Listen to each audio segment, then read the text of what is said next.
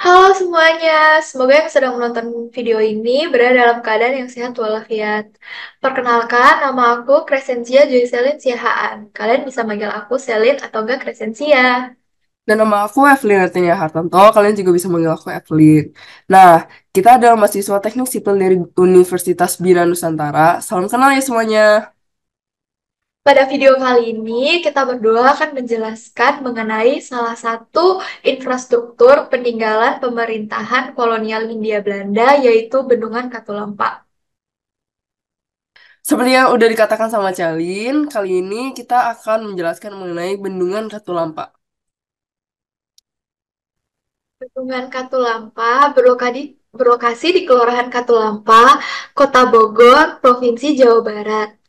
Bendungan ini kurang lebih berada di ketinggian 367.000 meter di atas permukaan air laut. Sumber-sumber air yang mengalir ke daerah Bendungan Katulampa berasal dari 13 anak sungai kecil yang berhulu dari kawasan Puncak Bogor. Bendungan ini dirancang oleh Insinyur Hendrik van Bern dan diresmikan oleh Gubernur Jenderal Hindia Belanda Alexander William.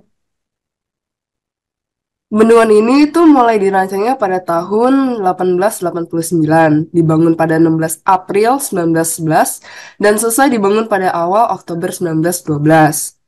Dan diresmikan pada tanggal 11 Oktober 1912. Nah, pembangunan bendungan ini itu memakan biaya sekitar 80.000 gulden. Menurut kalian, apa sih tujuan pemerintah kolonial Hindia Belanda membangun bendungan ini? Nah, hal yang pertama itu yang menjadi latar belakang pembangunan bendungan ini adalah banjir. Banjir adalah salah satu permasalahan yang dialami oleh Jakarta sejak zaman kolonial, yaitu pada tahun 1872, banjir besar melanda Jakarta. Setelah dilakukan observasi, banjir tersebut disebabkan oleh luapan air Sungai Ciliwung. Luapan Sungai Ciliwung ini bisa terjadi dikarenakan adanya curah hujan yang cukup tinggi.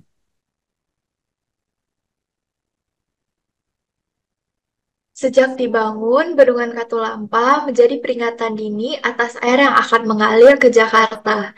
Tetapi bagaimana sih Bendungan Katulampa bisa memberikan peringatan dini terhadap potensi banjir di Jakarta? Tiap harinya, Badan Penanggulangan Bencana Alam melakukan pemantauan dan pengawasan muka air Bendungan Katulampa. Jika muka air dari Bendungan Katulampa melewati batas normal, Badan Penanggulangan Bencana Alam akan memberikan peringatan dini terhadap potensi banjir di Jakarta. Nama Bendungan Katulampa mulai naik daun ketika Jakarta dikepung banjir pada tahun 2001. Warga Jakarta mengira Bendungan Katulampa berfungsi sebagai bendungan yang bisa menampung banyak air. Dengan demikian, ketika ada isu Bendungan Katulampa jebol, warga Jakarta sangat ketakutan akan adanya banjir kiriman. Padahal fungsi Bendungan Katulampa yang sebenarnya adalah sebagai pusat pemantauan, bukan sebagai penampungan air. Selain berfungsi sebagai peringatan dini atas banjir yang akan melanda, Bendungan Katulampa juga berfungsi sebagai pengatur arus aliran Sungai Ciliwung dan membaginya menjadi dua aliran. Aliran tersebut adalah aliran utama dan aliran selatan. Aliran utara biasanya mengalir ke wilayah Jakarta, sementara aliran selatan mengalir ke wilayah Bogor dan sekitarnya. Pada umumnya, aliran dari Bendungan Katulampa digunakan untuk distribusi air bersih, irigasi pertanian, dan juga sebagai sumber energi listrik. Untuk mendukung fungsi-fungsi tersebut, bendungan dengan luas 2.414 hektar ini pun dilengkapi sarana pendukung, seperti pengontrol dasar sungai atau konsolidasi dam, dan juga jembatan Katulampa. Konsolidasi dam sendiri ini adalah struktur bangunan yang dirancang untuk mengontrol dan mengurangi erosi tanah, serta untuk mengendalikan aliran air di daerah yang rawan longsor ataupun banjir. Jembatan Katulampa terletak di atas pintu air Katulampa, yang merupakan struktur utama untuk mengatur aliran Sungai Ciliwung sebelum masuk ke wilayah Jakarta. Jarak antara jembatan Katulampa dan juga bendungan Katulampa adalah sekitar 50 meter. Untuk mendukung fungsi utama dari bendungan Katulampa ini, bendungan Katulampa dilengkapi dengan sistem yang memanfaatkan alat otomatik. water level. Sistem tersebut juga memanfaatkan floating ball, di mana sebuah bola dilemparkan ke dalam sebuah paralon yang ditempelkan pada ukuran ketinggian air. Jika bola tersebut melewati ketinggian 80 cm, maka switch sensor tersebut akan memberikan tanda bahwa ketinggian air berada pada level siaga 4 dengan memberikan peringatan berupa adanya buzzer dan juga 7 segmen yang ditempatkan pada pos pengamatan. Selain itu, fungsi tersebut untuk mengingatkan petugas jika tertidur ketika bertugas. Bagaimana informasi dari alat otomatis water level ini bisa sampai ke masyarakat Kota Jakarta? Setelah alat otomatis water level ini merekam data ketinggian air, data tersebut itu akan dikirimkan ke kantor pusat. Nah, di mana pos pengamatan Depok dan juga pintu air mengarai dengan menggunakan radio HT dan telepon dan juga dipublikasikan ke website PSDA, yaitu www.bpsda06.com.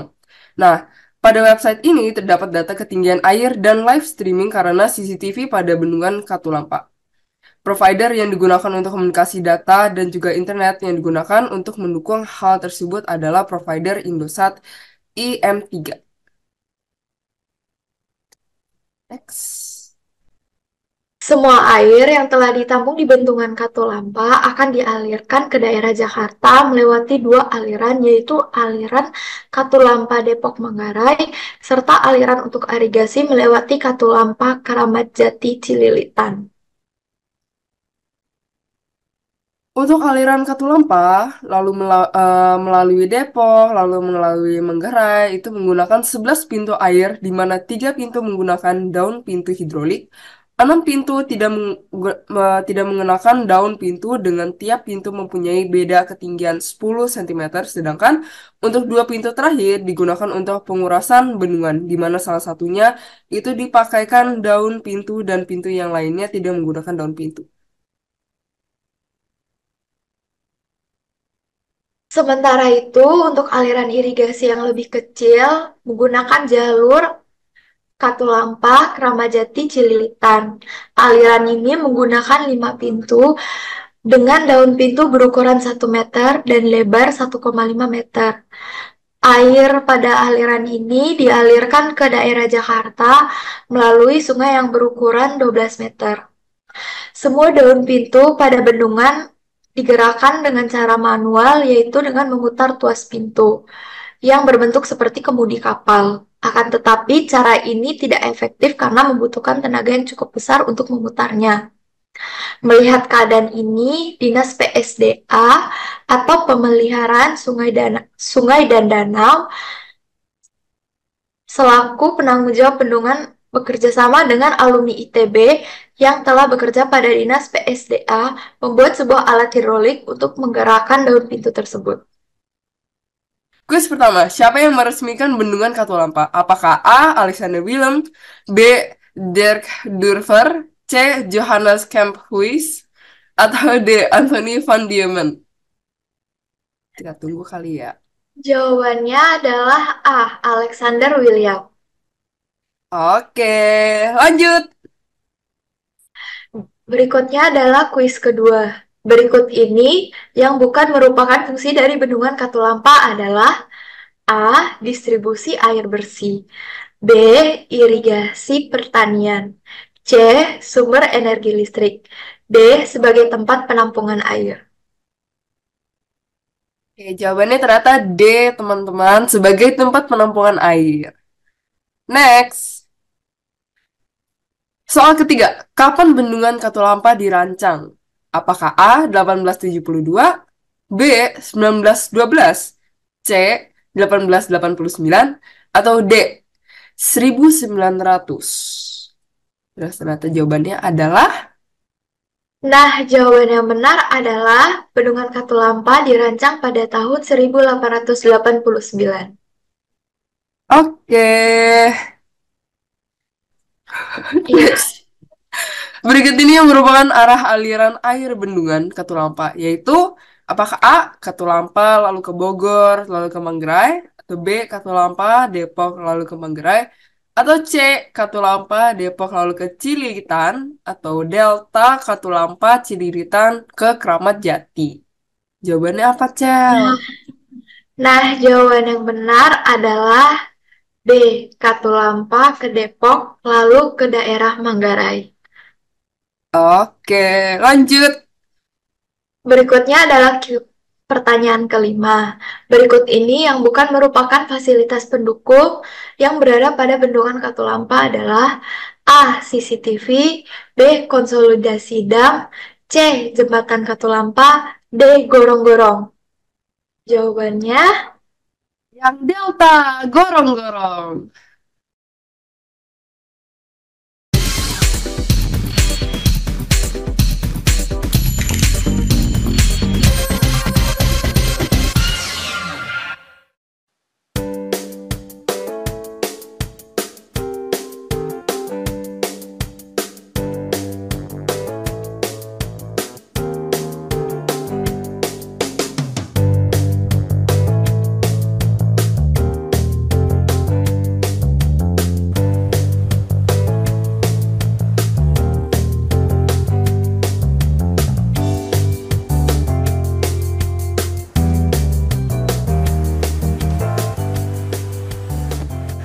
Assalamualaikum warahmatullahi wabarakatuh. Salam Green. Sobat Green, di musim hujan seperti saat ini tentunya Anda mengingat tempat yang satu ini.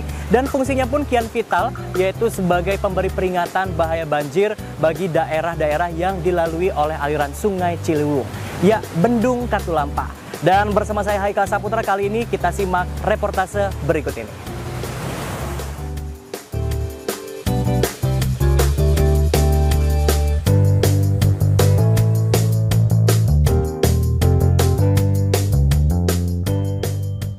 Dimanjakan dengan pemandangan alam yang indah, Bendung Katulampa terdapat di Kelurahan Katulampa, Kota Bogor, Jawa Barat. Bendung Katulampa adalah bangunan yang mulai dibangun sejak tahun 1911 dan resmi beroperasi pada Oktober 1912. Di awal pembangunannya, Bendung Katulampa adalah bagian dari sistem tata kelola perairan pemerintah Belanda untuk peringatan dini atas air yang sedang mengalir ke kota Batavia atau yang sekarang lebih dikenal dengan Jakarta. Selain itu, Bendung Katulampa juga memiliki fungsi irigasi bagi lahan-lahan pertanian di sepanjang aliran sungai Ciliwung. Bendung Katulampa memiliki panjang total 74 meter dengan 5 pintu air untuk mengalirkan arus ke kawasan bawah dan 3 pintu untuk menahan air jika volume air berlebih dan mengancam kawasan bawah dengan masing-masing pintu memiliki lebar 4 meter. Pada salah satu dinding beton Bendung Katulampa, terdapat skala pengukuran ketinggian air. Dari skala inilah kita bisa mengetahui status ketinggian air seperti status normal jika ketinggian air di bawah 40 cm, status siaga 4 jika ketinggian mencapai 80 cm, status siaga 3 jika ketinggian air mencapai 80 hingga 150 cm, status siaga 2 jika ketinggian air mencapai 150 hingga 200 cm, dan status siaga 1 jika ketinggian air di atas 200 cm.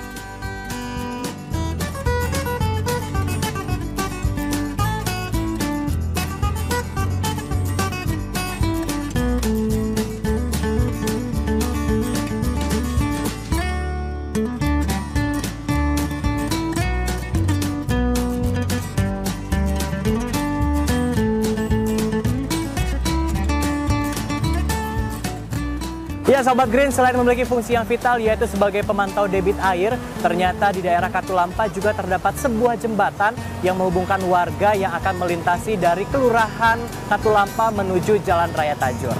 Saya Haikal Saputra pamit, tetap semangat. Wassalamualaikum warahmatullahi wabarakatuh dan salam Green.